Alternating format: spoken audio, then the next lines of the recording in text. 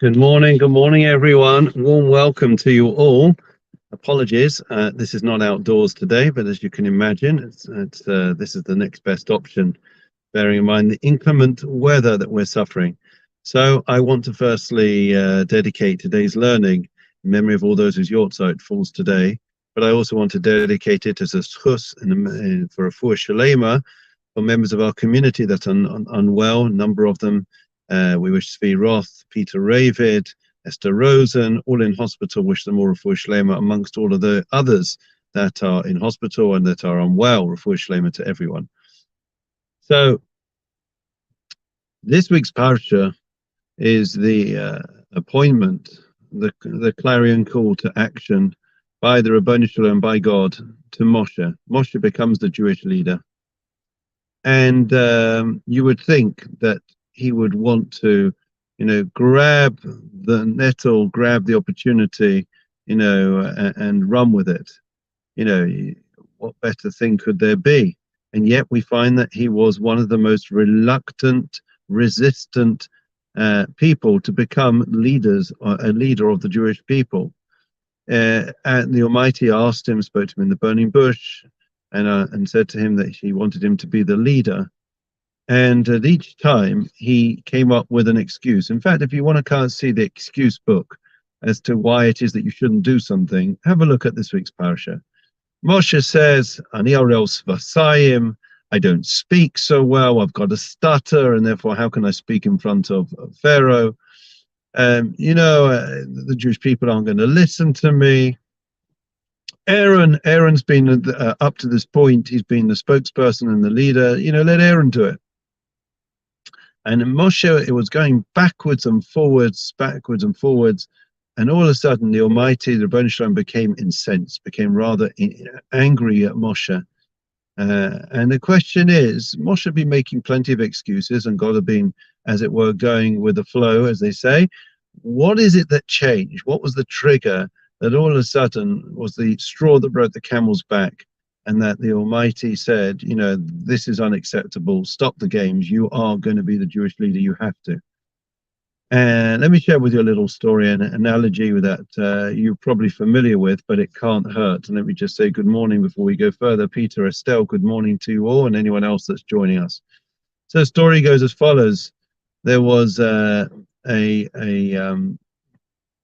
executive, a CEO of a company, and the company's fortunes were such that they weren't particularly being successful, and the company decided to fire the exec. So they fire the exec, and they go through a recruitment process, and eventually they hire this young upstart, this young CEO who's going to turn around the fortunes of this beleaguered company and make it successful. And when he arrives in the office, he finds, Michael, that there were 2 envelopes. This new CEO finds that there are 2 envelopes from his predecessor who had been fired. So anyways, starts off the job, and things don't go quite as well as I'd hoped. And he's got structural issues, he's got human resource issues, he's got he's got logistical issues, whatever issues you could have, he struggled with. Anyways, they come to him and they say, what are you going to do? He says, well, give me a minute. And he opened the first envelope, and the first envelope says, blame everything on your predecessor. That's the justification, the defense that you should use if the board are critical of you. So that's what he does, and he bats them away and deflects any of the challenges and blames it all on his predecessor, and life continues. Anyways, a month later, things aren't, good morning, David, things still aren't going quite right. And the board call him in again, and they say to him, listen, things really aren't going well. How do you explain your position? What do you have to say for yourself? You said you were going to turn around the fortunes of this company. Anyways, so he remembers that there was a second envelope that had been that he'd been given. So he opens the envelope, hoping that there is this glimmer of hope, this justification or defense that he's going to be able to use. So what happened? He opens the envelope and it says, the advice from his predecessor was, start preparing 2 envelopes.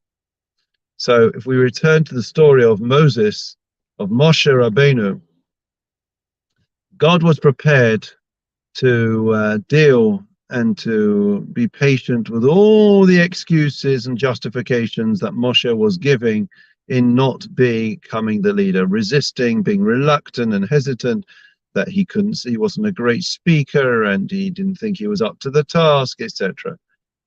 But when he started to blame Aaron, or to say that, you know, we can't do it even with Aaron, to blame others, to put the responsibility on others, that was when God had enough.